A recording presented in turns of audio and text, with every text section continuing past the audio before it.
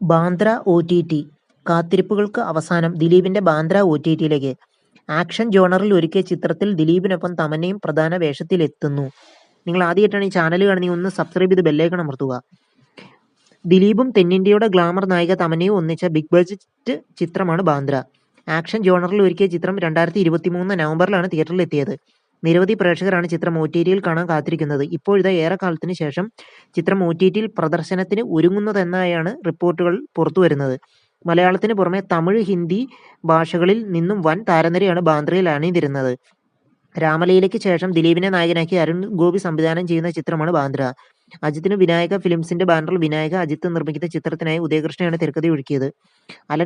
Alexander Dominic എന്ന കഥാപാത്രത്തെയാണ് ചിത്രത്തിൽ ദിലീപ് അവതരിപ്പിച്ചത്. ദിലീപിന്റെ കരിയറിലെ 147ാമത് ചിത്രമായിട്ടാണ് ബാന്ദ്ര. തമിഴ് നടൻ ശരത്കുമാറും ബോളിവുഡ് നടൻ ദിനോ റോമിയോയും ചിത്രത്തിലുണ്ട്. സിദ്ദിഖ്, കലാഭവൻ, ഷാജോൺ, ഗണേഷ് കുമാർ തുടങ്ങിയ വമ്പൻ താരനിരയാണ് ചിത്രത്തിൽ ഒരുങ്ങുന്നത്. ഷാജി കുമാറാണ് ഛായാഗ്രഹം. സംഗീതം Sam CS, editing Vivek Harshan. Amazon prime വീഡിയോയിലൂടെ ബാന്ദ്ര OTTയിൽ എത്തുമെന്നാണ് റിപ്പോർട്ട്. ഒക്ടോബർ അവസാനമോ നവംബർ ആദ്യമോ ചിത്രം സ്ട്രീമിംഗ് ആരംഭിക്കുമെന്നാണ് സൂചന. അതേസമയം ഇക്കാര്യത്തിൽ ഔദ്യോഗിക സ്ഥിരീകരണം ലഭ്യമാകാനുണ്ട്. നിങ്ങൾ ആദ്യമായിട്ടാണ് ഈ ചാനൽ കാണുന്നത് ഒന്ന് സബ്സ്ക്രൈബ് ചെയ്ത് ബെല്ലൈക്കൺ അമർത്തൂ. സൽമാൻ ഖാനെ തീവ്രവാദ പട്ടികയിൽപ്പെടുത്തി പാകിസ്ഥാൻ. ആ വാക്കുകൾ ബലൂച്ച് ജനതയ്ക്ക് സന്തോഷം നൽകി. നിങ്ങൾ ആദ്യമായിട്ടാണ് ഈ ചാനൽ കാണുന്നത് ഒന്ന് സബ്സ്ക്രൈബ് ചെയ്ത് ബെല്ലൈക്കൺ അമർത്തുക. ബോളിവുഡ് താരം സൽമാൻ ഖാൻ തീവ്രവാദിയെന്ന് പാക് സർക്കാർ. തീവ്രവാദവുമായി ബന്ധമുണ്ടെന്ന് സംശയിക്കുന്നവരെ ഉൾപ്പെടുത്തുന്ന പാകിസ്ഥാന്റെ തീവ്രവാദ വിരുദ്ധ നിയമത്തിന്റെ 1997 4ാം ഷെഡ്യൂളിൽ സൽമാൻ ഖാന്റെ പേര് ഉൾപ്പെടുത്തിയതായാണ് പുറത്തുവരുന്ന വിവരം. റിയാദ് ഫോറത്തിൽ നടത്തിയ പ്രസംഗത്തിനിടെ ബലൂചിസ്ഥാനെയും പാകിസ്ഥാനെയും രണ്ടായി സൽമാൻ ഖാൻ പറഞ്ഞതാണ് പാകിസ്ഥാനെ ചൊടിപ്പിച്ചത്. സൽമാന്റെ പരാമർശം പാകിസ്ഥാൻ വൻ വിവാദങ്ങൾക്ക് കാരണമായിരുന്നു. ബലൂചിസ്ഥാൻ സർക്കാരിന്റെ ആഭ്യന്തര വകുപ്പ് ഈ മാസം 16-ന് പുറത്തിറക്കിയ വിജ്ഞാപന പ്രകാരം സൽമാൻ ഖാനെ ആസാദ് ബലൂചിസ്ഥാൻ ഫെസിലിറ്റേറ്റർ എന്നാണ് വിശേഷിപ്പിച്ചിരുന്നത്.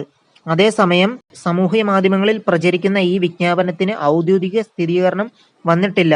കർശന നിരീക്ഷണം, യാത്രാ നിയന്ത്രണങ്ങൾ, നിയമ നടപടികൾ നേരിടാനുള്ള സാധ്യത എന്നിവയുൾപ്പെടെയുള്ള ഗുരുതരമായ പ്രത്യാഘാതങ്ങൾ 4ാം ഷെഡ്യൂളിൽ ഉൾപ്പെടുത്തിയാൽ സൽമാൻ നേരിടേണ്ടി വരും.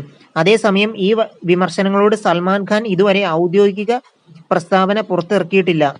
സൽമാൻ ഖാൻ പറഞ്ഞത് ഇതാണ്: ബോളിവുഡ് താരങ്ങളായ ഷാരൂഖ് ഖാനും ആമിർ ഖാനുമൊപ്പം റിയാദിൽ നടന്ന ജോയ് ഫോറം 2025 മധ്യപൂർവേഷ്യയിൽ ഇന്ത്യൻ സിനിമയുടെ വർദ്ധിച്ചു വരുന്ന സ്വാധീനത്തെക്കുറിച്ച് സംസാരിക്കവേ സൽമാൻ ഖാൻ നടത്തിയ പരാമർശങ്ങളാണ് വിവാദമായത്.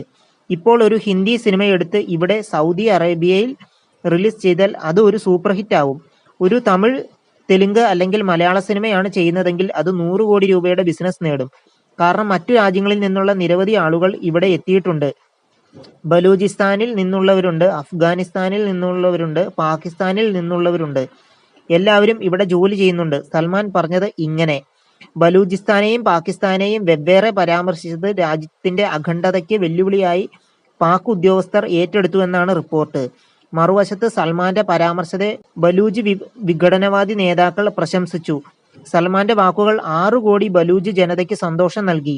ബലൂചിസ്ഥാനെ ഒരു പ്രത്യേക പ്രദേശമായി അംഗീകരിച്ചതിലൂടെ പല രാജ്യങ്ങളും ചെയ്യാൻ മടിക്കുന്ന കാര്യമാണ് സൽമാൻ ഖാൻ ചെയ്തത്. ഇത് തങ്ങളുടെ സ്വത്വത്തെക്കുറിച്ചുള്ള ആഗോള അവബോധം ശക്തിപ്പെടുത്തുന്ന ശക്തമായൊരു മൃദു നയതന്ത്ര നടപടിയാണ്, സ്വതന്ത്ര ബലൂച്ച് വക്താവായ മിർ യാർ ബലൂച്ച് പറഞ്ഞു. നിങ്ങൾ ആദ്യമായിട്ടാണ് ഈ ചാനൽ കാണുന്നതെങ്കിൽ ഒന്ന് സബ്സ്ക്രൈബ് ചെയ്ത് ബെല്ലൈക്കൺ അമർത്തുക.